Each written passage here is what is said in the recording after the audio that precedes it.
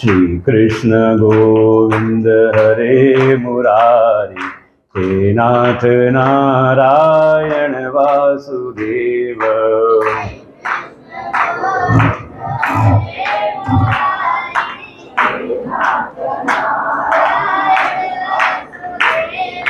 श्री कृष्ण गोविंद हरे मुरारी, हे नाथ नारायण वासुदेव।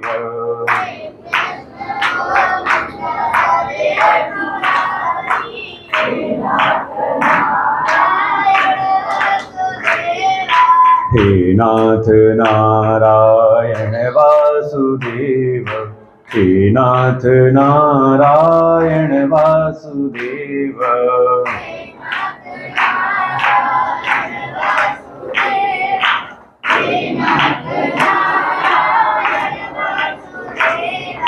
श्री कृष्ण गोविंद हरे मुरारी, हे नाथ नारायण वासुदेव।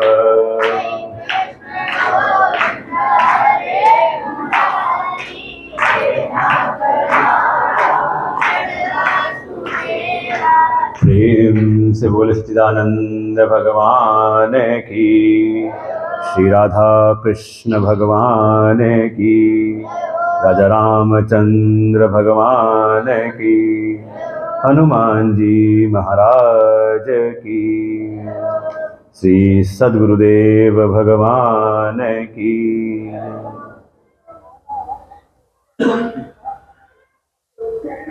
ओम सहना भवतु सहनो भुनक्तु, सह वीर्यं करवावहै, तेजस्विनावधीतमस्तु मा विद्विषावहै। ओम शांति शांति शांति। पार्थाय प्रतिबोधितां भगवता नारायणेन स्वयं, व्यासेन ग्रथितां पुराणमुनिना मध्ये महाभारतम्। अद्वैतामृतवर्षिणीं भगवतीम् अष्टादशाध्यायनीम् अम्ब त्वामनुसन्दधामि भगवत् गीते भवद्वेषिणीम्। नमोऽस्तु ते व्यासविशालबुद्धिं, पुल्लारविन्दायतपत्रनेत्रम्, येन त्वया भारततैलपूर्ण प्रज्वालितो ज्ञानमय प्रदीप, प्रपन्नपारिजाताय स्तोत्रवेत्रैकपाणये, ज्ञानमुद्राय कृष्णाय गीतामृतदुहे नमः। सर्वोपनिषदो गावो दुग्धा गोपालनन्दना, पार्थो वत्सः सुधीर्भोक्ता दुग्धं गीतामृतं महत्। वसुदेवसुतं देवं कंसचाणूरमर्दनं, देवकी परमानन्दं कृष्णं वन्दे जगद्गुरुम्। यं ब्रह्मा वरुणेन्द्ररुद्रमरुता स्तुन्वन्ति दिव्यैस्तवैः, वेदैः साङ्गपदक्रमोपनिषदैः गायन्ति यं सामगाः। ध्यानावस्थिततद्गतेन मनसा पश्यन्ति यं योगिनो, यस्यान्तं न विदुसुरासुरगणा, देवाय तस्मै नमः, देवाय तस्मै नमः।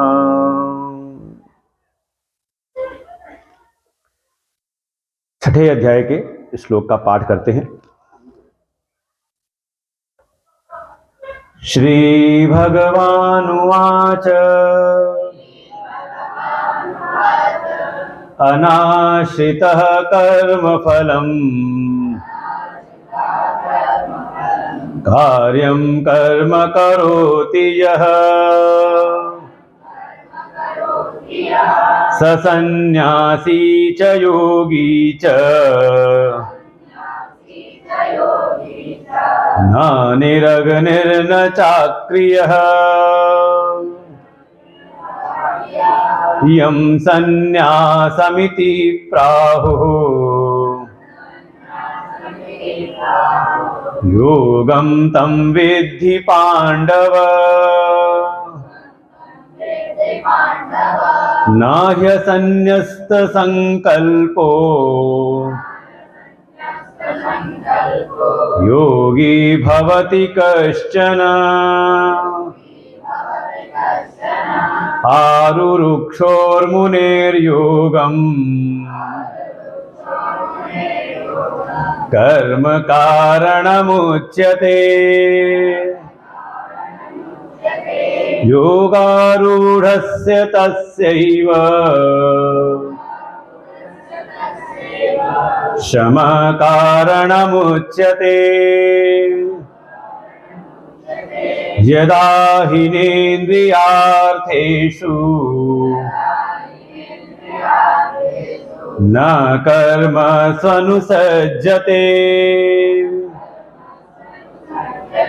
सर्वसंकल्प सन्न्यासी योगारूढस्तदोच्यते उद्धरेदात्मनात्मानम् नात्मानम् अवसादयेत् आत्मैव ह्यात्मनो बन्धुः आत्मैव रिपुरात्मनः आत्मैव रिपुरात्मनः।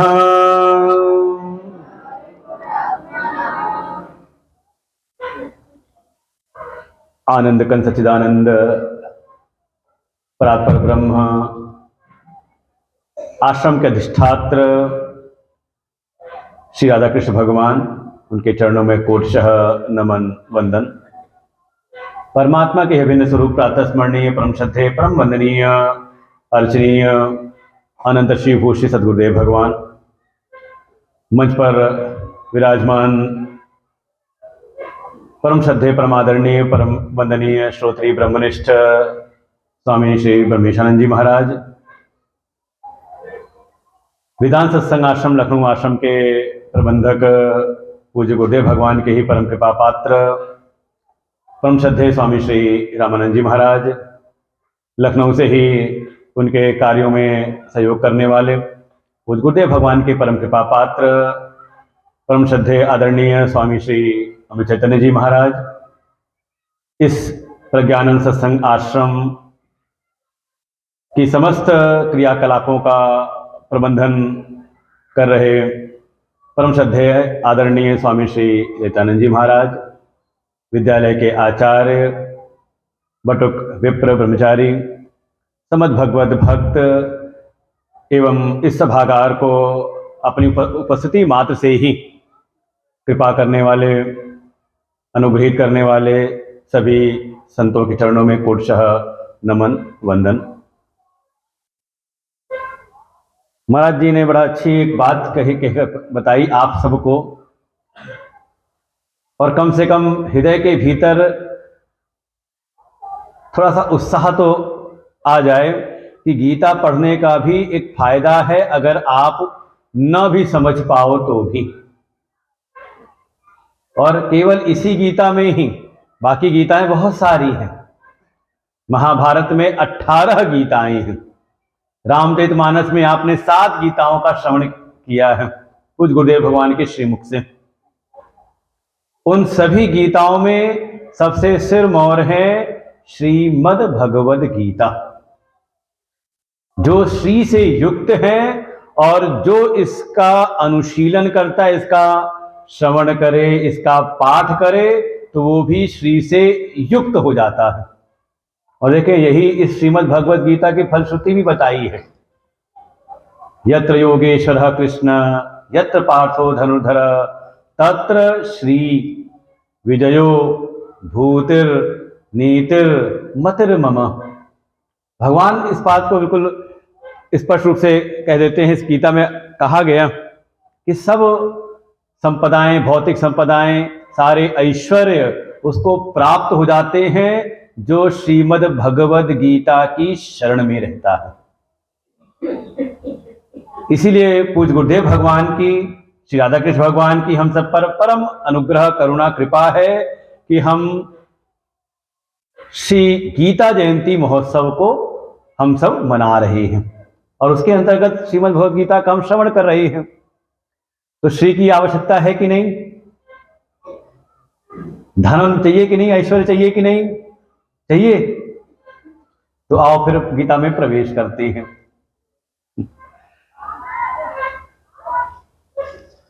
श्रीमद् भगवद गीता का यह 6वां अध्याय, जिसका नाम है आत्म संयम योग।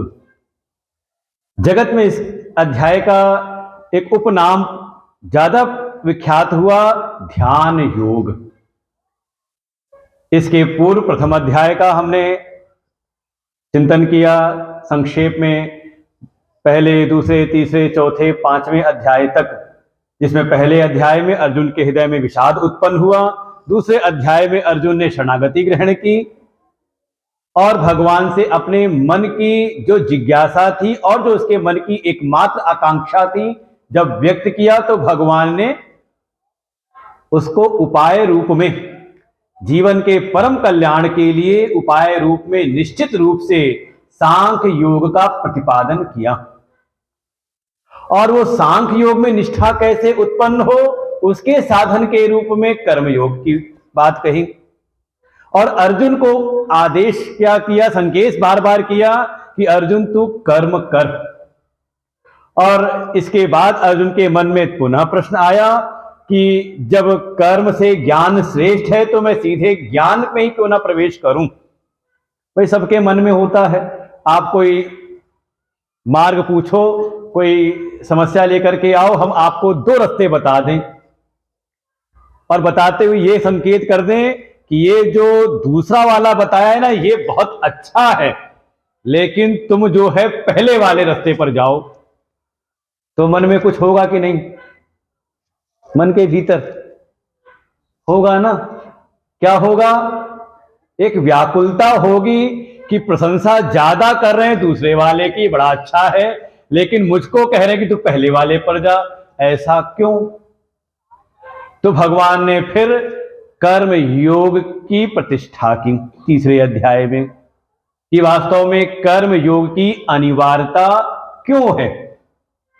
और वहीं से फिर धीरे धीरे क्रमशः ज्ञान कर्म संन्यास और कर्म संन्यास तक ला करके भगवान स्वयं ही, अर्जुन ने कुछ पूछा नहीं, 5वें अध्याय के विश्राम पर स्वयं ही जो जीवन का परम लक्ष्य है, श्रेय की प्राप्ति, परम कल्याण, निष्कर्म की सिद्धि, मोक्ष की प्राप्ति, ब्रह्म निर्वाण, उसके लिए जो तत्व का ज्ञान, उसके बगैर तो संभव है नहीं। उस तत्व के ज्ञान में स्थिति प्राप्त करने के लिए जो उसका अंतरंग साधन है ध्यान योग, उसकी स्वयं ही भूमिका स्थापित कर दी, जहां पर कर्म की साधना का उपसंहार कर रहे थे 5वें अध्याय में। और फिर उस ध्यान योग के जो सिद्धांत हैं, उसके लक्षण, उसकी व्यवस्था, उसको समझाने के लिए ही भगवान ने 6वां अध्याय प्रारंभ किया है। तो एक बात तो बिल्कुल आप निश्चित रूप से भीतर बैठाएं कि अगर आपने ये श्रवण किया हो कि हाँ, प्रारंभ के 6 अध्याय कर्मयोग के हैं, मध्य के 6 अध्याय 7वें से 12वें तक भक्ति योग का सिद्धांत है, और 13वें से लेकर के विश्राम पर्यंत 18वें अध्याय तक ज्ञान योग का भगवान ने विवेचन किया है मुख्य रूप से। तो समझें कि अगर 6 अध्याय प्रारंभ के कर्म योग का सिद्धांत प्रतिपादित किया है, तो कर्म योग की साधना का परिणाम क्या है, परिणति क्या है, वो है 6ठा अध्याय। आप समझो इस बात को। भगवान यही समझाना चाह रहे हैं कि अगर जीवन में कर्म योग की सिद्धि है, तो कर्म योग, निष्काम कर्म योग आपको ध्यान में प्रवेश करवाना चाहिए, आपको अंतर्मुखी करने लगे, आपको संसार के विषयों से थोड़ा विरक्त करा करके भीतर प्रवेश करा दे, तो आप समझें कि आपने कर्म योग को ठीक प्रकार से जीवन में अपनाया है। पक्का? अच्छा, ध्यान योग का कभी अभ्यास करते कि नहीं? ध्यान लगाने का कभी अभ्यास किया है? करते कि नहीं करते हैं? कहा नहीं, बस जो आप कहना है कह डालो, हम करते अपने मन की ही हैं, सुनने आते, सत्संग अच्छा लगता है, बस सब ठीक है, बाकी ये करने उनने के लिए मत कहा करो। और कह दो अर्जुन ने भी केवल सुना ही तो था, किया क्या था वहां पर? हाँ, कह सकते हो बिल्कुल, अर्जुन ने कोई ऐसा थोड़ा नहीं, भगवान ने अर्जुन को कर्मयोग का भी उपदेश किया, भगवान ने अर्जुन को ध्यान योग का भी उपदेश किया, भगवान ने अर्जुन को भक्ति योग का भी उपदेश किया, ज्ञान योग का भी उपदेश किया। अर्जुन ने किया क्या? 3 घंटे केवल सुनाई तो? भाई गीता जी का जब हम मूल पाठ करते हैं गीता जयंती के अवसर पर, तो कितना समय लगता है? 2.5 से 3 घंटा। तो अर्जुन ने कौन सा क्या कहते क्या किया? न कर्म का अनुष्ठान, न भक्ति का, न ध्यान का, बस जब पूरा सुन लिया तो सीधे सीधे कह दिया नष्टो मोह स्मृतिर्लब्ध्वा स्थितो अस्मि गत संदेह। उसके बाद कहता है कि प्रभु अब बताओ, अब आप क्या कहते हो, वही करूंगा, करिष्ये वचनम तव। बीच तो कुछ किया नहीं, बिना किए ही उसको स्वरूप की स्मृति हो आई। फिर हमसे क्यों कहते हो ध्यान करने के लिए, हमसे क्यों कहते हो कर्म करने के लिए, सेवा करने के लिए? आप भी उपदेश करो, सुनते सुनते हमें भी हो जाएगा, जब हो जाएगा तो आप जैसा कहोगे वैसा हम कर देंगे, है कि नहीं? तो समझ लो आप बिल्कुल अर्जुन की स्थिति में आ गए।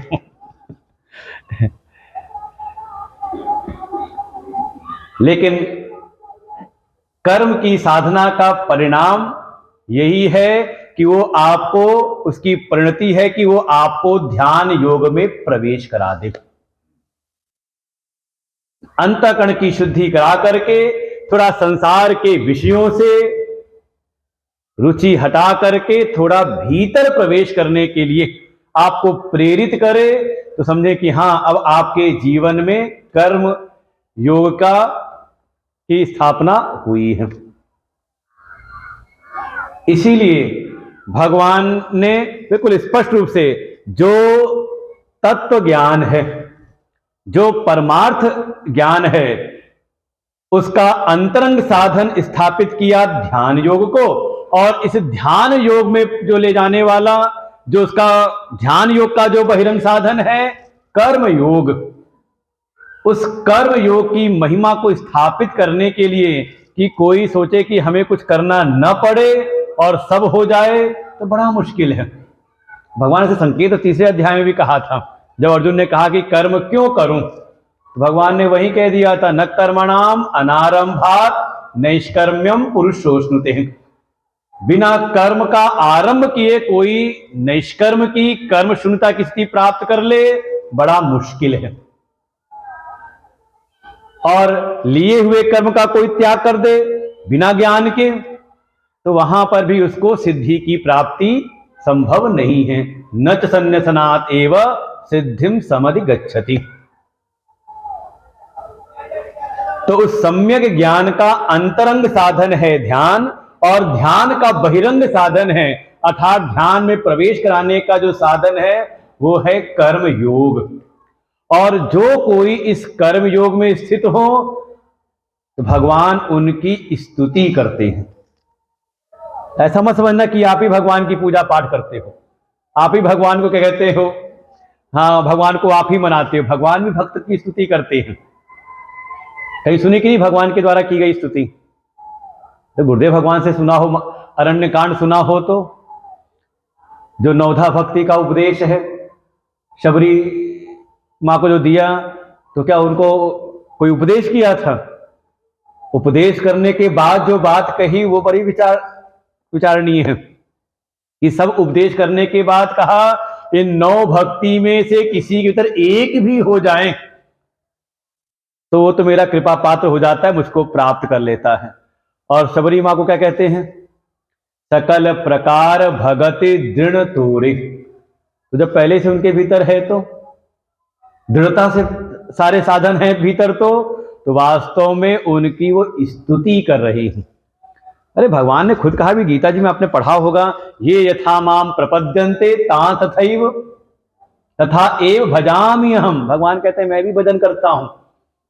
आप जैसे जिस भाव से आप उनको याद करते हो, भगवान कहते हैं मैं भी याद करता हूं। तो जो इस ज्ञान, इस कर्म योग की साधना में जो आरूढ़ हैं, जो संतों की कृपा से थोड़ा निस्वार्थ भाव से, ठीक है, संसार में ऐसे बहुत हैं जो अपने स्वार्थ के लिए बिना फायदे के किसी काम में लगते ही नहीं। जब तक कोई लोभ न दिखाओ, लोभ और दूसरा कहते भय, जब तक कहीं लोभ ना हो या तो कोई भय ना हो तब तक उनके जीवन में प्रवृत्ति निवृत्ति नहीं होती।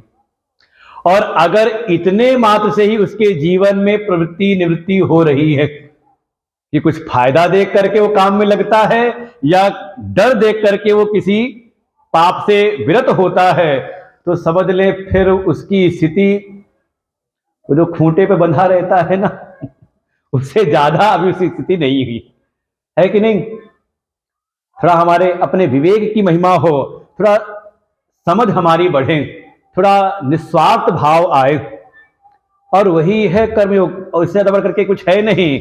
थोड़ा भगवान के प्रति अर्पण भाव से, तो जो कोई इस प्रकार से जीवन में जो कर्म करते हैं अपना कर्तव्य समझ करके कि हाँ ये मेरा कर्तव्य है, और उस कर्तव्य कर्म के लिए वो तत्पर रहते हैं बिना किसी फल की आकांक्षा के, तो ऐसे जो योगी हैं, भगवान भाष्यकार ने संगति लगाई, तत्र ध्यान योगस्य बहिरंगम कर्म इति, कि वो ध्यान योग का बहिरंग साधन है वो कर्म। और जब तक यावत ध्यान योग आरोहण असमर्थ तावत गृहस्थेन अधिकृतेन कर्तव्यम कर्म इति अतः। तो ध्यान योग का बहिरंग साधन है कर्म। तो जब तक ध्यान योग में, जब तक हम थोड़ा बैठ करके अभ्यास करके देखें कि हाँ अपने आप में कितनी देर बैठ सकते हैं, जब तक उस ध्यान योग में बैठे रहने की सामर्थ्य न आ जाए तब तक तावत गृहस्थेन अधिकृतेन, जो गृहस्थ आश्रमी, देखो इसलिए आपकी बात हो रही है, इसलिए मैंने पढ़ा कि आपको यह लगे कि साधु सन्यासी महात्मा अपने अपनी बात कर रहे हैं, अपने ब्रह्मचारियों की बात कर रहे हैं। न ब्रह्मचर्य आश्रम वाले का नाम लिया, न वानप्रस्थी का, न सन्यासी का। किसका लिया?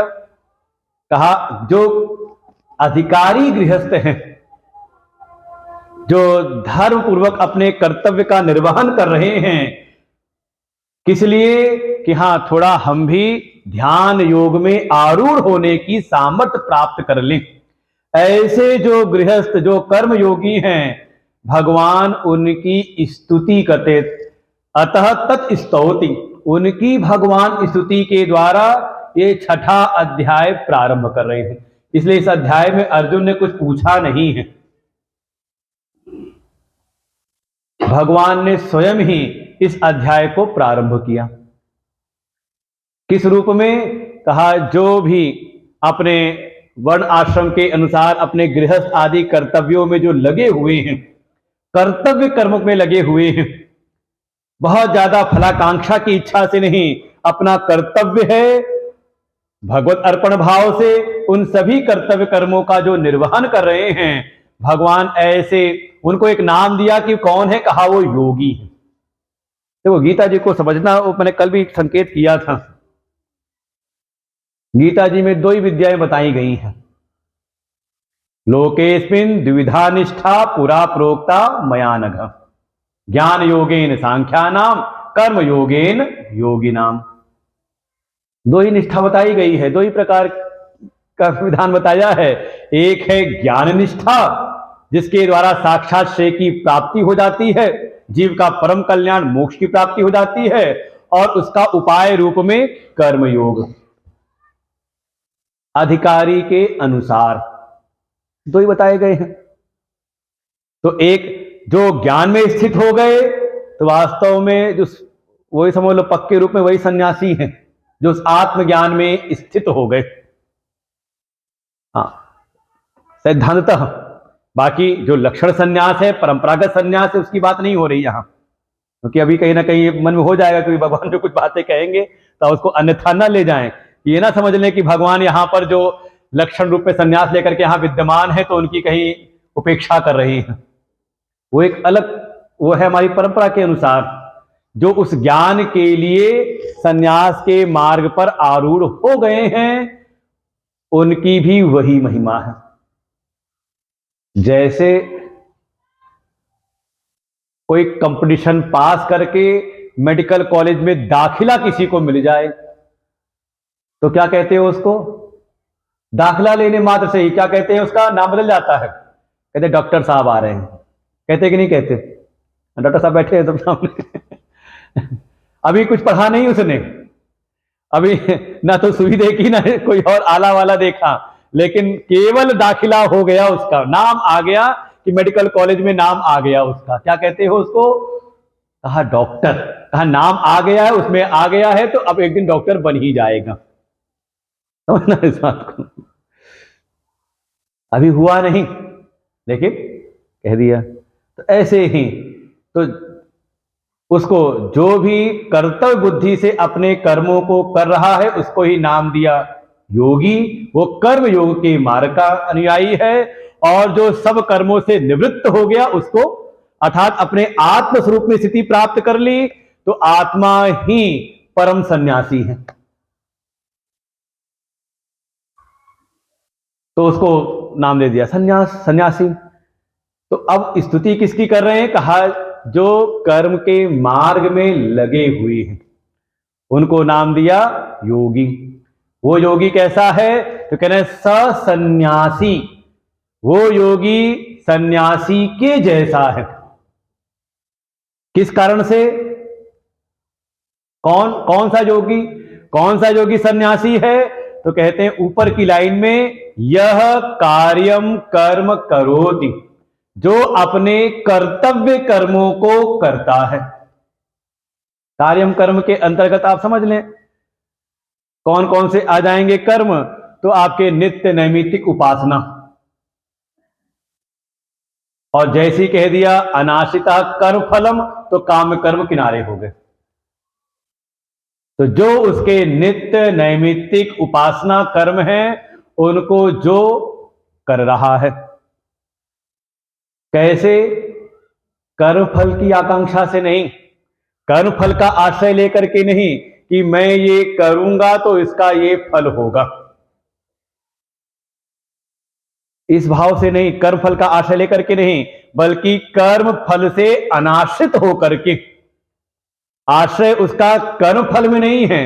हां, आश्रय अगर है तो परमात्मा का आश्रय लेकर के, शास्त्र का आश्रय लेकर के, कि हां शास्त्र का ऐसा आदेश है, हमारे कर्तव्य हैं, तो अपने कर्तव्य कर्मों को कर रहा है।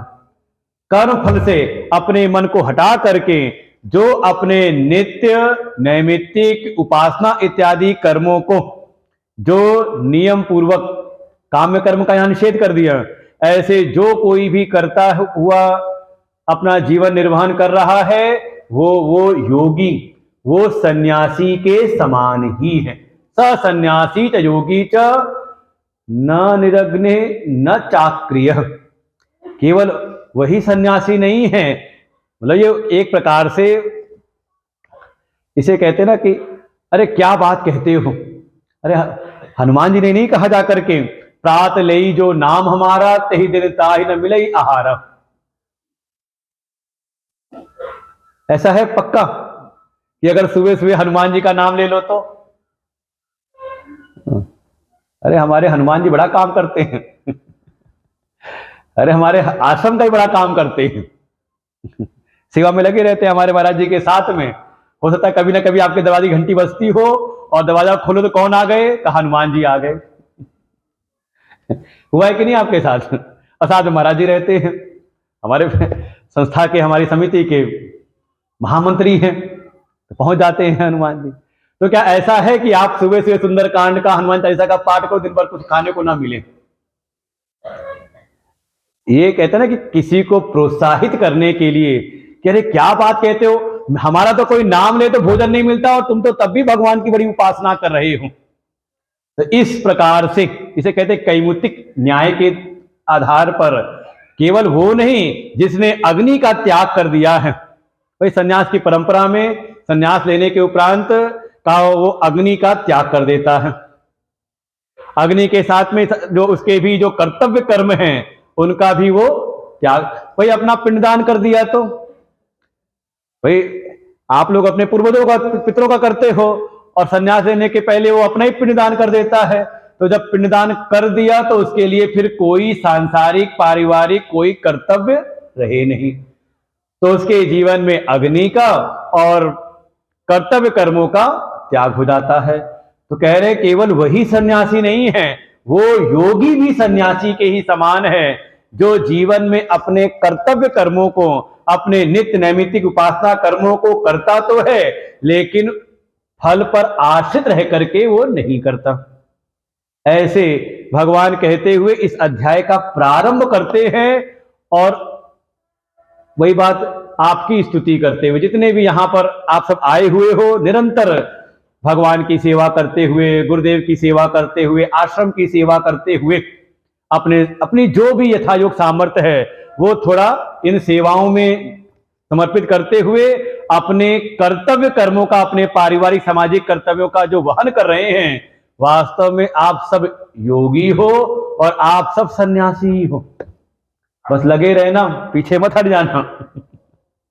जब भगवान ने इतनी स्तुति कर दी है आपकी तो किस लिए कर रहे हैं? थोड़ा आपको आगे बढ़ाने के लिए कि अभी आगे की भी यात्रा है, अभी अध्याय 6 है, अभी 7वें से लेकर 18वें तक की यात्रा पूरी करनी है। तो इस भाव के साथ में भगवान स्तुति करते हैं, स्तुति करते उस योगी की कि जिसका ऐसा जीवन है वो वास्तव में सन्यासी के समान ही है। कारण यही कि अगर कोई कर्म योग के मार्ग में सम्यक प्रकार से अगर आरूढ़ हो गया है तो एक ना एक दिन वो सन्यास के मार्ग में भी पहुंच जाएगा। अर्थात सन्यास लेना कोई एक दिन की बात नहीं होती। कई बार लोग पूछ लेते हैं आपने सन्यास कब लिया? तो ठीक है, लौकिक दृष्टि से बता देते हैं, जो जिस वर्ष लिया हो कहते हैं इस वर्ष ले लिया। और कोई परिचित अपने कोई अंतरंग कोई ऐसे कोई मित्र महात्मा हो तो उनसे फिर अपना व्यंग में कई बार हंसी मजाक में कह देते हैं हम कई जन्मों के सन्यासी हैं। तो आधार क्या है? कहा गीता जी का, कहा ये एक सतत एक प्रक्रिया है, निरंतर सब उसी ओर जा रहे हैं। इसलिए जो कोई भी कर्म योग में स्थित हो गया तो एक ना एक दिन वही चला जाता है सन्यास के मार्ग में। आसान नहीं होता, क्योंकि पूर्व के अध्याय में भगवान ने संकेत वही कर दिया था, सन्यासस्तु महाबाहो दुखम आप्तुम अयोगतः। अगर कोई सन्यास लेना चाहे लेकिन कर्म योग की उसकी परिपक्वता ना हो, सन्यास के पूर्व चाहे इस जन्म में चाहे पूर्व के जन्म में अगर कर्म योग की साधना उसकी परिपूर्ण नहीं है तो उसके लिए जो सन्यास है वो दुखम आप्तुम, भगवान ने सीधे से कह सके असंभव नहीं कहा लेकिन कहा बड़ा मुश्किल है उसके लिए। किसी के भीतर स्वार्थ का त्याग ना हुआ हो, बहुत ज्यादा अगर विषयों में आसक्ति है, भोग की वृत्ति भीतर बनी हुई है तो उसके लिए फिर सन्यास का मार्ग अभी बहुत दूर है। और कोई अगर इस कर्मयोग की साधना में आ गया तो भगवान उसकी प्रशंसा करते हैं कि अगर इस, जैसे हमने कहा कि अगर किसी का दाखिला हो गया, कोई मेडिकल कॉलेज में पहुंच गया तो तो धीरे धीरे कैसे कैसे भी, अगर पढ़ने में है, मेहनती है, तो सीधी जल्दी पहुंच जाएगा, नहीं तो जैसे तैसे करके एक दिन डॉक्टर तो बन ही जाएगा। दाखिला हो गया ना। तो ऐसे ही भगवान भी थोड़ा प्रोत्साहित करे, प्रशंसा इसी बात से, ऐसा नहीं कि निराधार है, युक्ति युक्त, कि वो भी एक दिन वहां पर आगे बढ़ ही जाएगा।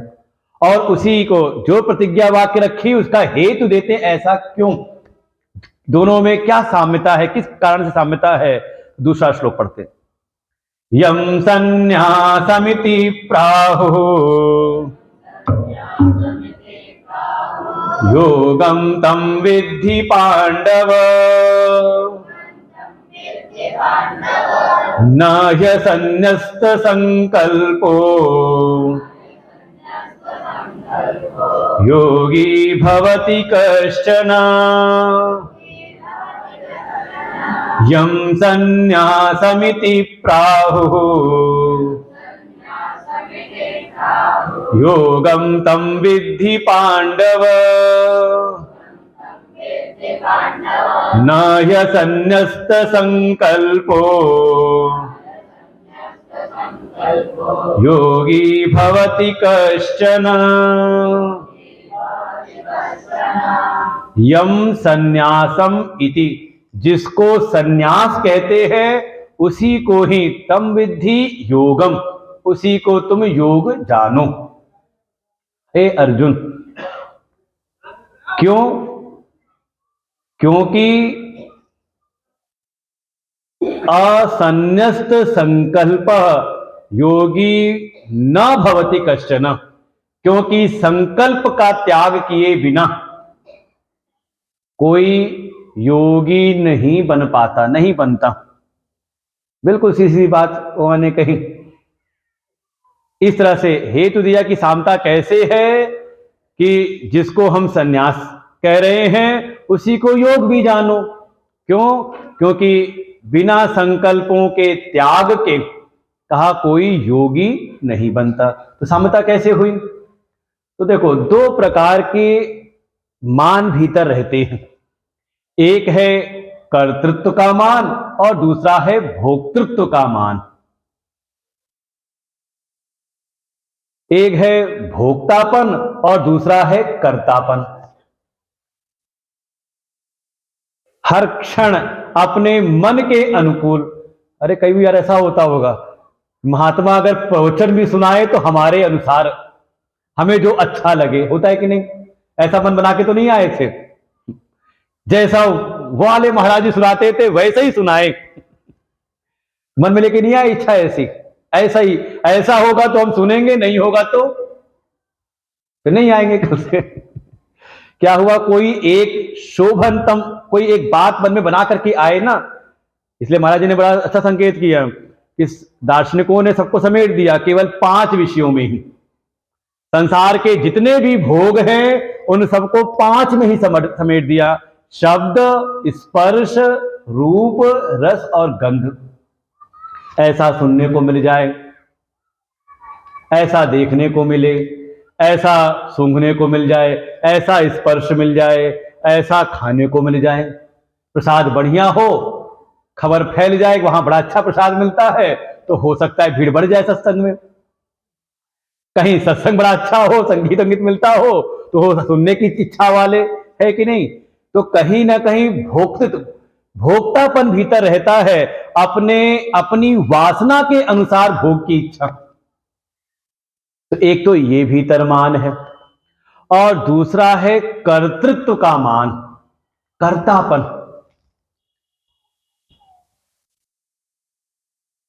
अरे होता है भीतर कहीं ना कहीं। वो कहते हैं, महापुरुषों ने कहा, जितने भी शुभ कार्य होते हैं ना, अच्छे कार्य, प्रशंसनीय कार्य, उसके अनेकों जनक होते हैं। सब कहते हैं, अरे हम ही ने तो किया था, हम ही तो थे वहां पर। किसी ने कहा नहीं, आप तो वहां नहीं दिखे थे, सलाह तो हम ही ने दिया था। कहा नहीं, आप तो कहीं सलाह में भी नहीं थे। तो कहा नहीं, हमने भी ऐसा सोचा था। जैसे भी अपने इसी का नाम है कर्तापन। हम अपने कर्तापन को जोड़ने का प्रयास करते हैं, और कर्तापन है तो तुरा ये कर्म मेरा है, तो इसका फल कौन भोगेगा? भाई क्यों आप अपना कर्तापन जोड़ रहे हो? ये मत कहना कि भोगने का मतलब केवल भोजन, जो हम दाल चावल खा रहे वही भोक्तापन है। कहीं ना कहीं अपनी पहचान बनाने का भाव, ये भी भोक्तापन है। अरे कोई हमें जान भी रहा कि नहीं जान रहा, हम यहां रोज रसीद कटवा तो रहे हैं, बुरी तक खबर जाती कि नहीं जाती? तो कहते हैं कि ठीक है भाई, अनाउंस करा देना माइक से बाद में। अच्छा, कभी ऐसा हुआ हो कि हमने चंदा कटाया और नाम नहीं आया हमारा, तो जाके झगड़ा तो नहीं किया संस्था वालों से, भैया हमने जो रसीद कटाई थी हमारा नाम क्यों नहीं लिया? तो फिर हमारे संस्था वाले कहेंगे अरे चिंता ना करो, आज भूल गए कल नाम ले लेंगे। ये सब क्या है? देखो जीवन के से जोड़ के देखो इस बातों को, क्या है? भोक्तापन। ये भीतर अगर कर्तृत्व का भाव है कि मैं करने वाला हूं, तो अपने आप भोक्ता भाव भी जुड़ा रहता है। ये दो प्रकार के जो ये मान है, अभिमान है, यही सबसे बड़े प्रतिबंध हैं अपने स्वरूप में स्थित होने के लिए। जब तक ये कर्तृत्व, जब तक ये भोक्तृत्व है, तब तक जीवत्व है, और जब तक जीवत्व है तब तक ये संसरण है, संसार है। आपका संसरण इस संसार में, इस आवागमन में चलता रहता है। तो इन दोनों से ही मुक्त होना है। तो मुक्त होने के लिए अपने कर्तृत्व को हम शिथिल करें और अपने भोक्तृत्व को। तो देखो, कर्तापन को मिटा पाना प्रारंभ में थोड़ा कठिन है। शुरुआत की जाती है पहले फलाकांक्षा को, भोक्तृत्व के भाव को मिटाने के लिए। ये आसान है, सरल है, और इसी को मिटाने के लिए साधन प्रारंभ में बताया गया कर्मयोग की साधना। भाई कर्मयोग में क्या है? कर्म तो हो लेकिन प्रयोजन अपना ना हो। कर्मयोग को समझो बिल्कुल सरल भाव में, हमारी क्रिया, हमारे कर्म तो हो रहे हैं, लेकिन इसमें प्रयोजन हमारा ना हो करके किसी श्रेष्ठ का है। चाहे वो शास्त्र की आज्ञा हो, हमारा कर्तव्य, चाहे वो भगवान की आज्ञा मान करके, गुरु की आज्ञा मान करके। इसीलिए सबसे बड़े हमारे कर्मयोगी हैं हमारे हनुमान जी। उनका परिचय दिया, कैसे जा रहे हैं? तो कहा जिमि रघुपति अमोघ कर बाना। जैसे भगवान का अमोघ बाण है, ऐसे हनुमान जी जा रहे हैं। देखो, बाण से उपमा दी है। बाण की अपनी गति है, अपना लक्ष्य है कि नहीं? लेकिन क्या उस बाण की वो जो लक्ष्य है, क्या अपना कोई लक्ष्य है, या उसके भीतर कोई अपनी गति है, या कोई अपनी दिशा है उसकी? कहा बाण का ये तीनों अपना नहीं होता, बल्कि वो जिसका बाण है उसकी ही दी हुई गति, उसकी दी हुई दिशा, उसकी दी हुई लक्ष्य को ही वो भेदने के लिए चलता है। तो हनुमान जी किसके लिए चले हैं? उनको हर क्षण स्मरण में रहता है, राम काज लगे मम अवतार। जैसे उन्होंने उपदेश किया, बताया उनको कि तुम्हारा अवतार हुआ है राम के काज के लिए, उसको उन्होंने बिल्कुल चित्त में बांध लिया। इस प्रकार से अपनी कोई इच्छा ना रहते हुए भी, अपने कोई संकल्प ना रहते हुए ही, इसी कहा ना कि बिना अपने निज संकल्पों का त्याग किए कोई योगी नहीं बनता। कर्म योगी वही है जिसका अपना कोई निजी संकल्प ना हो अपने कर्मों का, बल्कि संकल्प हो किसी श्रेष्ठ का। ऐसा नहीं कि आप नहीं करते, करते हो सब। अब देखो, कोई परिवार में ऐसा है जो अपने लिए जी रहा है, वो कहते हैं उसका चावल अपना ही पकता है अलग। और कोई ऐसा है जो परिवार के लिए जी रहा है कि नहीं? अपने जीवन को लगा देता है परिवार के लिए। होते कि नहीं होते? अरे ना भी होते हो तो कह तो देते हैं, देखो सबके लिए खटा जा रहा हूं मैं, लेकिन वो कहता नहीं किसी को सुनाता नहीं बार बार।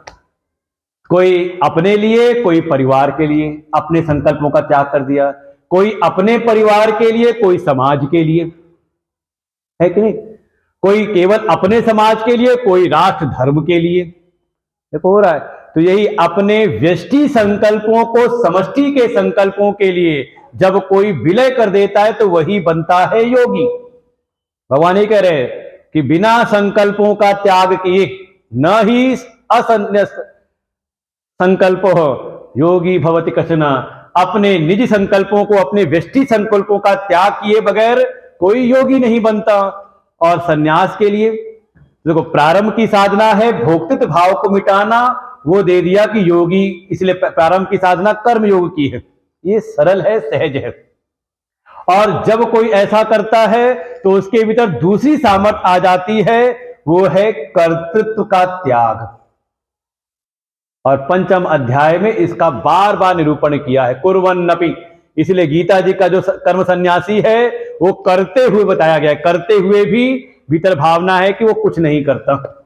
नैव किंचित करोमीति युक्तो मन्येत तत्त्ववित्, उसको कहा गया कर्म सन्यासी गीता जी में, कि उसके भीतर कर्तापन का पूर्णतः अभाव हो गया। अच्छा, कर्तापन क्यों आता है? कोई हमें कर्म करना है, किस लिए? मन के भीतर कोई ना कोई कामना होती है। कर्म हेतु कामस्यात्, कि कर्म के पीछे हेतु क्या है? कामना। और कामना के पीछे क्या है? हेतु है। तो महाभारत में ही आता है, काम जानामि ते मूलम संकल्पात किल जायसे। हुआ ना, जो सन्यासी है वो कर्तृत्व का त्याग कर रहा है, और कर्तृत्व के पीछे प्रेरक कौन है? उसके मन की कामना। तो कामना का त्याग करके वो कर्तृत्व का त्याग करता है। और कामना का त्याग कब होगा? जब वो अपने संकल्पों का त्याग कर देता है। देखो, भगवान साम्यता जोड़ रहे हैं दोनों से ही।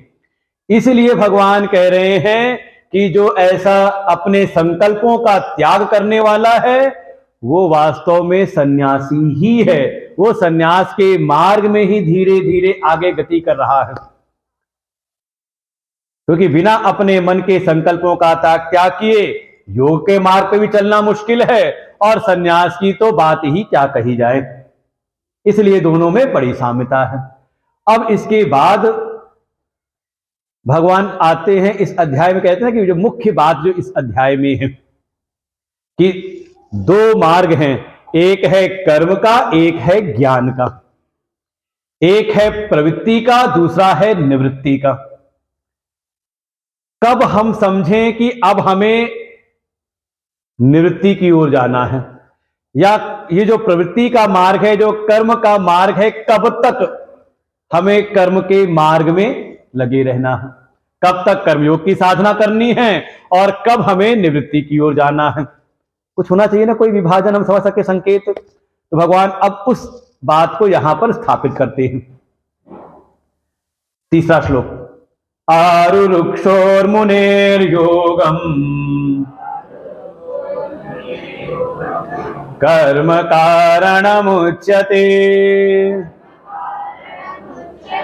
योगारूढ़स्य तस्यैव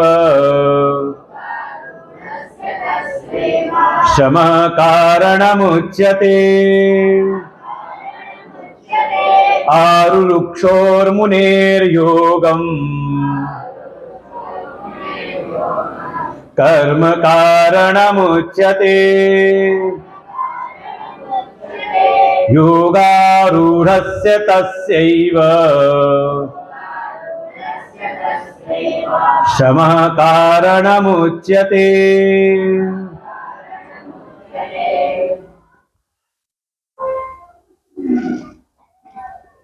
कहा जो आरुरुक्ष है, देखो दो नाम यहां पे आ जाएंगे, दो संज्ञाएं आएंगी, एक है आरुरुक्ष और दूसरा है योगारूढ़। जो बात प्रारंभ में कही, कल भी कहा कि उस परमार्थ ज्ञान में स्थित होने के लिए ध्यान योग अंतरंग साधन है, और ध्यान योग का बहिरंग साधन है कर्म योग। तो जो इस मार्ग में आरूढ़ होने का इच्छुक है, अच्छा भगवत प्राप्ति की इच्छा है कि नहीं मन के भीतर? अगर पहुंच गए होते तो इच्छा कहां से होती? कोई चीज मिल जाए तो इच्छा बनती है। कहा अभी मिला नहीं है और हम उसको पाना चाह रहे हैं, उसकी इच्छा है।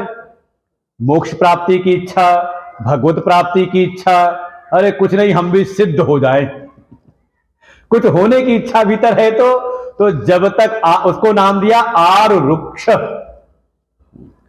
आरूढ़ुम इच्छतः अनारूढ़ से ध्यान योगी, अर्थात जिसके भीतर जो चाहता तो है लेकिन अभी ध्यान में आरूढ़ होने की अभी जिसमें सामर्थ्य नहीं है, लेकिन वो ध्यान में आरूढ़ होना चाहता है, ध्यान में प्रवेश करना चाहता है, तो इसको नाम दिया, कौन है, कहा ये है, इसको नाम दिया आरुरुक्ष। ऐसा है, अभी वो सामर्थ्य नहीं है, चाहते तो हैं कि थोड़ा एक माला बैठ के जाप कर ले, मन लगता है जप करने में, हाँ, फिर वो दोहा पढ़ते हैं, माला तो कर में फिरे जीव फिरे मुख माही, और मनवा तो चहु दिस फिरे ये तो सुमिरन नाही। और कई बार तो ऐसा ऐसा प्रश्न पूछते हैं कि पूजा पाठ करने में मन नहीं लगता, तो हम भी कह देते फिर करते क्यों, छोड़ो। जब मन नहीं लग रहा, जिसमें मन लग रहा उसमें लगो। कहते हैं नहीं, बिना पूजा पाठ किए तो भगवान की कृपा होगी नहीं, है ना। करना तो चाहते हैं लेकिन उसमें मन लग नहीं रहा, ध्यान में जप में, है कि नहीं। तो अगर ऐसी स्थिति है, चाहते तो हैं कि हम भगवान का ध्यान करें, भगवान के नाम का जप करें, उनके रूप का ध्यान करें, उनके गुण लीला धाम का हम चिंतन करें भीतर, जिससे उनकी हमें प्राप्ति हो जाए, लेकिन अभी वो सामर्थ्य नहीं है। जैसे ही आंख बंद करते हैं भगवान तो याद आते हैं, दुनिया बहुत भरी पड़ी रहती, दुनिया याद आती रहती है। हुआ है कि नहीं ऐसा? सब मुस्कुरा रहे हो तो मतलब सब पक्का इसी वाले में हो, है कि तो कहा अगर ऐसी स्थिति है कि हम ध्यान में आरूढ़ होने के इच्छुक हैं, भीतर भगवान का ध्यान करने के इच्छुक हैं, लेकिन अभी वो सामर्थ्य नहीं कि हम आंख बंद करें और भगवान में ध्यान लग जाए, तो क्या करो, तो ऐसे के लिए साधन है कर्म का साधन, कर्म कारणम उच्यते, उसके लिए फिर साधन है कर्म योग। थोड़ा निस्वार्थ भाव से भगवान की सेवा करो। भाई देखो, जिससे भी प्रेम बढ़ाना हो उसकी सेवा करनी पड़ती है, जिसकी भी। और देखो, अब कभी ध्यान में बैठो तो देखो, कभी यही विचार करो कि मन किसका ध्यान करता है। आप देखना, मन में वही आता है जिसकी आप सेवा करते हो। अरे कम से कम अगर किसी शत्रु का भी आ रहा है तो उसकी भी आपने कुछ सेवा की होगी, चाहे शब्दों से की हो चाहे जैसे भी की हो, जिसके लिए आपने कुछ किया हो उसका उसमें ध्यान लग जाता है। देखो, दोनों चीजें हैं, सेवा से प्रेम बढ़ता है और जैसे जैसे प्रेम बढ़ता है तो सेवा अपने आप स्वतः होने लगती है। इसीलिए अगर आप भी ध्यान में आरूढ़ होना चाहते हैं तो थोड़ा भगवान की सेवा करें। बस ये है कि अभी सेवा कर रहे थे, अब वो पहली वाली लाइन पे आ जाना, शुरुआत वाली लाइन में, कि गीता को पढ़ने से श्री की प्राप्ति होती है। अगर हम साधु संतों की सेवा करेंगे तो हमें ऐश्वर्य की प्राप्ति होगी, हमें धन मिलेगा, श्री विजय मिलेगी, भूति सारी भौतिक संपदाएं मिल जाएंगी। चाहते तो नहीं। कहा अब जब सेवा करना तो अब संसार को मत चाहना, बल्कि भगवान हमें प्राप्त हो जाए ये चाहत रख करके भगवान को भजना, भगवान की प्राप्ति के लिए इतना करना पड़ेगा। कर्म करना है लेकिन कर्म योग की रीति से। भगवान इसलिए कर्म योग कह करके आए थे, मयि सर्वाणि कर्माणि सन्न्यस्य अध्यात्म चेतसा निराशी निर्ममो भूत्वा युद्धस्व विगतज्वरः। अपने समस्त कर्मों को भगवान के लिए अर्पण करके, कम से कम देखो, भगवान को अर्पण करना है तो उपाय यही है, आप भगवान के बन जाओ। आप जो बन करके काम करते हो, जिसके बन करके काम करते हो, आपके कर्म उसको समर्पित हो जाते हैं। आप संसार के बन करके भगवान की पूजा करोगे तो भगवान की पूजा भगवान को समर्पित नहीं होगी, किसको समर्पित होगी? संसार को, जिसके आप बन करके सेवा कर रहे थे। तो उपाय यही है, कर्म, अगर भगवान में ध्यान नहीं लगता, जप में मन एकाग्र नहीं होता, तो अपनी सेवा बढ़ाने की आवश्यकता है, और वो सेवा भी निस्वार्थ भाव से हो, प्रत्युपकार की भावना ना हो कि इतने दिन हो गया आश्रम की सेवा करते करते और हमारा कोई ना नाम होता है, ना हमारी कोई पहचान बनती है, हमें ना संस्था में कोई पद मिलता है, तो क्या हो गया फिर? तो ये कर्म योग नहीं बल्कि हो गया कर्म, बिना किसी फल की आकांक्षा। वही कहा ना, अनाश्रितः कर्म फल, कर्म फल के अनाश्रित होकर के आप कर्म करो तो आप में वो सामर्थ्य आ जाएगी। और अगर योगारूढ़ हो गए तो, और भगवान कह रहे हैं योगारूढ़स्य तस्य एव, तस्य एव कहने का मतलब वही, कौन? जो पहले आरुरुक्ष था, वो कर्म की साधना, कर्मयोग की साधना करते करते वही ही, कोई अलग नहीं कि आरुरुक्ष कोई और है और योगारूढ़ कोई और। भगवान तस्य एव, वही जब योगारूढ़ हो जाए तो शमः कारणम उच्यते, तब फिर जो भी उसके शास्त्रीय लौकिक जो भी कर्तव्य कर्म हैं उनका वो त्याग कर दे। लेकिन कब? जब योगारूढ़ हो जाए, जब ध्यान करने लगना, तब ये मत आना कि नहीं अभी ये भी करना है, अभी वो भी करना है।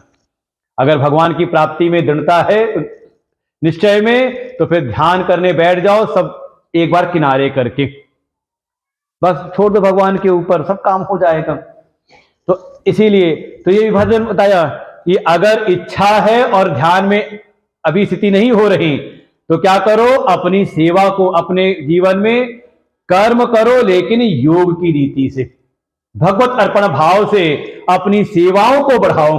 और करते करते, और देखो जितनी जितनी मात्रा में आपकी सेवा बढ़ेगी, भगवान भाष्यकार थोड़ा अच्छे से कहते हैं, यावत यावत कर्मभ्य उपरमते, एकाएक नहीं होगा, तावत तावत, जैसे जैसे आपकी जो कर्मयोग की साधना है बढ़ती जाएगी, वैसे वैसे भीतर पात्रता होगी और वैसे वैसे ही आपके भीतर कर्म से उपरामता होने लगेगी।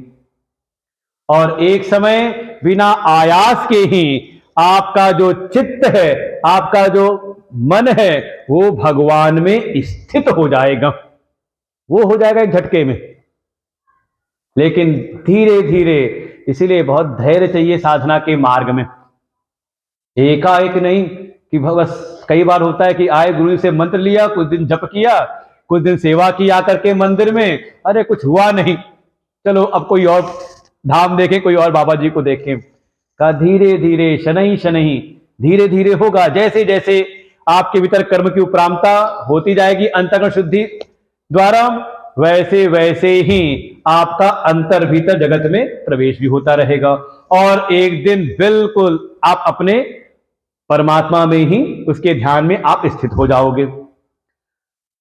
तो ये कैसे पहचानेंगे? देखो पहले कहा कि कब तक प्रवृत्ति करनी है, कब निवृत्त होना है, तो बता दिया आरुरुक्ष और योगारूढ़। जब तक आरुरुक्ष हैं, अभी ध्यान में स्थित होने की सामर्थ्य नहीं, तो कर्मयोग की साधना करनी है। और जिस दिन आप योगारूढ़ हो गए तो कर्म का आप त्याग कर सकते हो। तो मन में आया कि ये कैसे पहचानेंगे कि हम योगारूढ़ हो गए? आया नहीं मन में? आपके मन में आया, भगवान ने सुन लिया। भगवान कहते हैं, उसको ही बताते हैं चौथे श्लोक में, यदा हीनेन्द्रियार्थेषु न कर्म सनुसज्जते सर्वसंकल्प सन्यासी योगारूढ़ तदोच्यते। यदा हीनेन्द्रियार्थेषु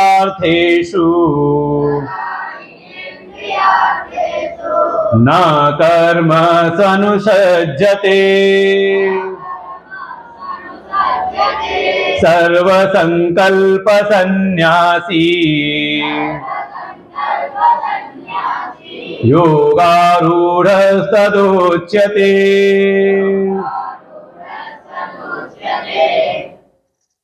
तदा योगारूढ़ उच्यते, तब कहेंगे कि ये योगारूढ़ हो गया है। कदा? तो कहा यदा, जब इंद्रियार्थेषु न अनुसज्जते, जब इंद्रियों के अर्थ में अर्थात इंद्रियों के जो विषय हैं उसमें आसक्ति नहीं रह जाएगी। फिर यदा न कर्मसु अनुसज्जते, जब कर्मों में जो आसक्ति है जब वो नहीं रह जाएगी कि नहीं कर्म करना ही बिना किए होगा नहीं, ऐसी मन में रहता है, बिना किए कर्मासक्ति होती है, बिना किए रह ही नहीं सकते। कहा जब वो चली जाएगी।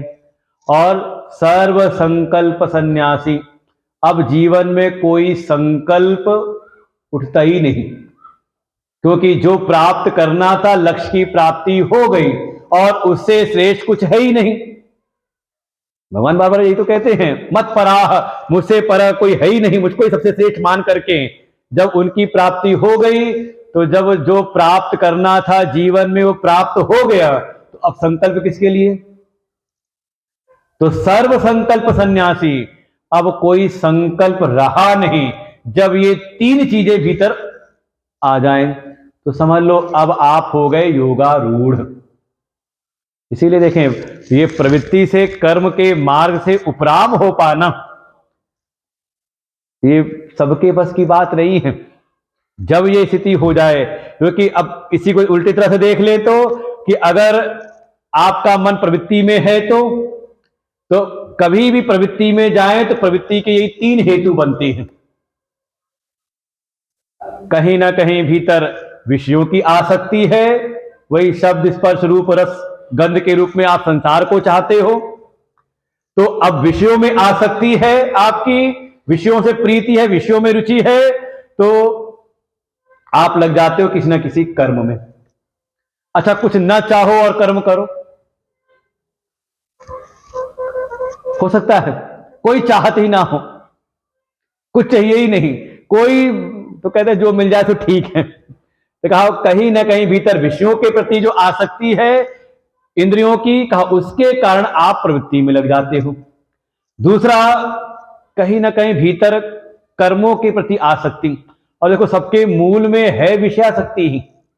विषयों में आसक्ति थी, विषयों में कहीं ना कहीं एक प्रीति थी, तो उसकी प्राप्ति के लिए भीतर एक कामना उत्पन्न हुई और कामना से भी क्या आप कर्म में लग गए। और कर्म करते करते वो कहते हैं ऐसा अभ्यास बन जाता है कि एक समय अगर निवृत्त भी कर दिया जाए, रिटायर भी कर दिया जाए, तो भी उसका फिर मन होता कुछ और नया करते हैं। ये कर्मों में आसक्ति बन जाती है बिल्कुल। अब कुछ चाहिए कुछ नहीं, सब हो चुका है, लेकिन जो पूर्व का जो अभ्यास है वो कर्मों में लगे रहने का, बिना किए कैसे रह पाएंगे। तो कर्मों में एक आसक्ति रहती है, कहीं ना कहीं यही चिंता रहती है पाप पुण्य की ही, कहीं पाप ना हो जाए, कहीं पुण्य ना हो जाए, या जो पूर्व के हैं नित्य नैमित्तिक उपासना प्रायश्चित, ये जो हम अपने कर्म करते आ रहे थे शास्त्रीय कर्म, उसमें कहीं ना कहीं आसक्ति बनी रहती है। उसको कहा कर्मासक्ति। और कर्मासक्ति है तो न चाह के वो प्रवृत्ति में लगा रहता है। और तीसरा कहा कर्तृत्व में आसक्ति, कर्तापन, वो भीतर बैठा रहता है, हम नहीं करेंगे तो कैसे होगा।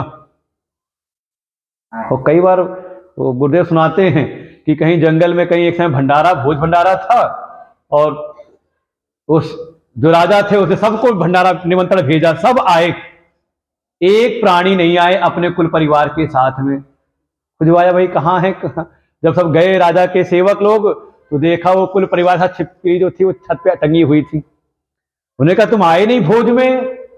उसने कहा देख नहीं रहे हो, मैंने पूरी छत हमने संभाल रखी है, हम चले जाएंगे छत कौन संभालेगा। तो कहीं ना कहीं भीतर होती है एक ये कर्तृत्व की, कर्तापन भीतर, हम ही सब संभाले हुए हैं, हम ही सब करने वाले हैं। तो कुछ ना कुछ नया करने की, कुछ और करते रहने की ये जो आसक्ति है, यही हमारे भीतर देखो कर्तृत्व आसक्ति है तो संकल्प को उत्पन्न करती रहेगी। तो यही हमें प्रवृत्ति की ओर बार बार ढकेलती है। तो इन्हीं से आप जब ये तीनों प्रवृत्ति के तीनों हेतु अगर दूर हो जाए तो अपने आप समझ लो हो जाएगा कि विषयासक्ति दूर हुई, तो अब इंद्रियां अपने जो भी विषय हैं उसमें आसक्ति दूर हुई, तो अब बाहर जाती नहीं इंद्री। फिर ऐसे ही जो हमने कर्म कर्तव्य इत्यादि कर्म किए थे उसका फल प्राप्त हो गया हमें, तो कहा उसको करने की कोई आवश्यकता नहीं रही। और अब भीतर वो कर्तृत्व की भावना भी भीतर नहीं रही, तो धीरे धीरे जो संकल्प बाबा उठ रहे थे वो भी हो गए शांत। तो जिस क्षण ये तीनों शांत हो जाएं, समझ लो आप हो गए योगारूढ़। उसकी स्थिति क्या है अब आगे बताएंगे। उसके पहले प्रेरित करते हैं, अगर इस स्थिति में पहुंचना है, योगारूढ़ में की स्थिति में आना है, तो इसके लिए प्रयास स्वयं करना पड़ेगा। अब भगवान थोड़ा प्रयत्न के ऊपर भी जोर देते हैं कि जब तक इस प्रकार से योगारूढ़ की स्थिति न प्राप्त हो जाए और इच्छा है योगारूढ़ होने की, तो फिर इसके लिए आपको, वो कहते हैं, आत्म कृपा करनी पड़ती है। वो कहते हैं, महात्मा लोग सुनाते हैं, 4 प्रकार की कृपा होती है: ईश्वर कृपा, संत कृपा, शास्त्र कृपा। तीनों कृपाएं हो जाए लेकिन चौथी कृपा ना हो तो देखो, ईश्वर की कृपा है कि हमें बढ़िया मनुष्य का शरीर मिला, हमारा बुद्धि विवेक सब जागृत है, हाथ पैर कार्य कर रहे हैं। फिर संतों की कृपा, संत भी हमें उपलब्ध हैं मार्ग बताने के लिए, शास्त्र भी हमें उपलब्ध हैं, शास्त्रों का आधार लेकर के हमें रास्ता भी बताया जा रहा है, पता चल रहा है। लेकिन कोई चलने को खुद तैयार ना हो तो भगवान कह रहे ये आत्म कृपा जो है ना बड़ी अनिवार्य है। इसलिए अगर अपना कल्याण करना है तो उसके लिए स्वयं प्रयत्नशील होना पड़ेगा। ये 5वां और 6वां श्लोक इसी चीज के ऊपर है। उद्धरेदात्मनात्मानं नात्मानम् अवसादयेत् आत्मैव ह्यात्मनो बन्धुः आत्मैव रिपुरात्मनः उद्धरेदात्मनात्मानं नात्मानम् अवसादयेत् आत्मैव ह्यात्मनो बन्धुः आत्मैव रिपुरात्मनः बन्धुरात्मात्मनस्तस्य येनात्मैवात्मना जितः अनात्मनस्तु शत्रुत्वे वर्तेतात्मैव शत्रुवत् बन्धुरात्मात्मनस्तस्य येनात्मैवात्मना जितः अनात्मनस्तु शत्रुत्वे वर्तेतात्मैव शत्रुवत्। इसलिए भगवान आगे प्रेरित करते हैं कि अपना कल्याण करना है तो हमें स्वयं प्रयत्न करना पड़ेगा। और भगवान भाष्यकार तो अन्यत्र कह देते हैं इस बात को कि आपके पास कोई कर्जा वर्जा हो तो कहा ऋण मोचन कर्तारम, तो वहां पर आपको मुक्त कराने के आपके बच्चे काम सहायक हो सकते हैं। लेकिन ये भव बंधन से मुक्ति के लिए कोई और कर दे, साधना पड़ोसी करे और आप भव बंधन से मुक्त हो जाए, कहा वो संभव है नहीं। अरे इतना ही समझ लो, दुनिया के सारे काम हो जाएंगे लेकिन भूख लगी है हमारे पेट में और भोजन करे कोई और।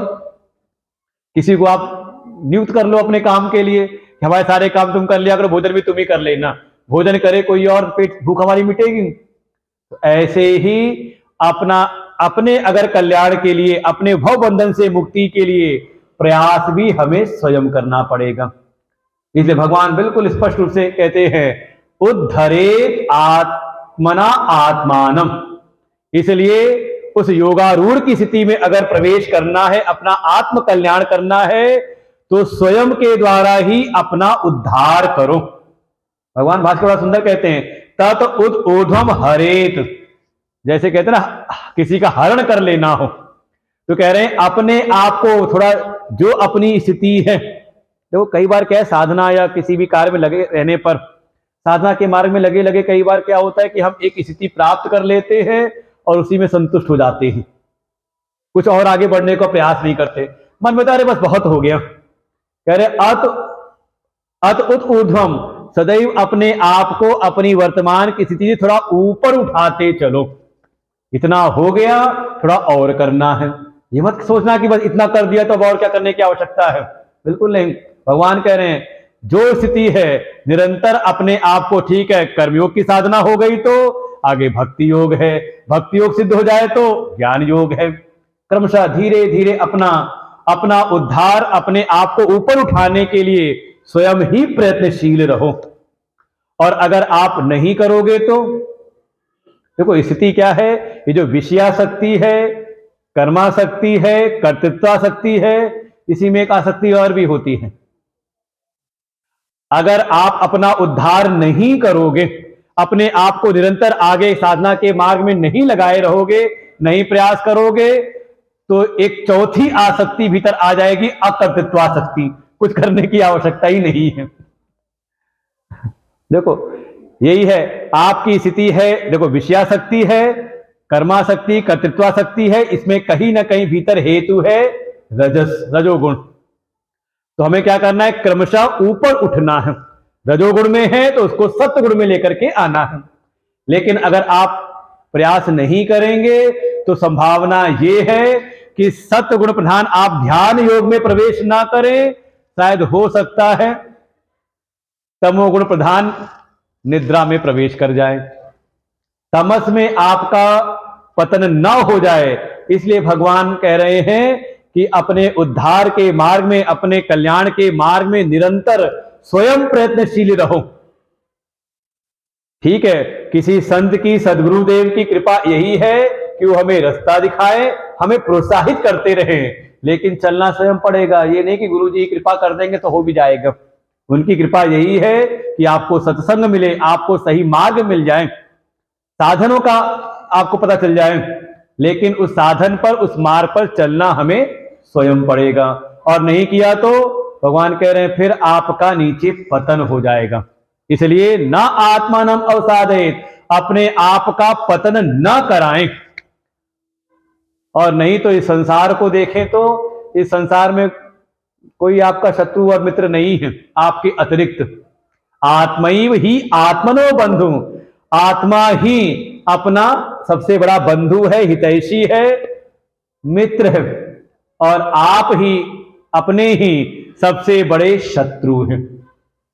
ये संसार के जो मित्र बंधु हैं ना, भगवान भास्कर कह देते हैं, वो जो संसार के स्नेह बंधन है ना, वो भी देखें, विवेक की दृष्टि से देखें तो वो भी कहीं ना कहीं शत्रुवत ही व्यवहार करते हैं, आपको संसार में ही बांधे रहते हैं। तो आप ही अपने मित्र भी हैं, बंधु भी हैं, और आप ही अपने शत्रु हैं। अगर आप अपनी इंद्रियों को, अपने जीवन को साध ले, संयम के मार्ग में आगे लेकर के आगे बढ़ें, तो समझ लो आप ही अपने सबसे परम मित्र है, बंधु हैं। और अगर ध्यान नहीं दिया, साधना के मार्ग में आगे नहीं बढ़े, बिल्कुल छोड़ दिया तो आप ही अपना अहित करने वाले, सबसे बड़े शत्रु भी आप अपने ही हो, कोई और नहीं है।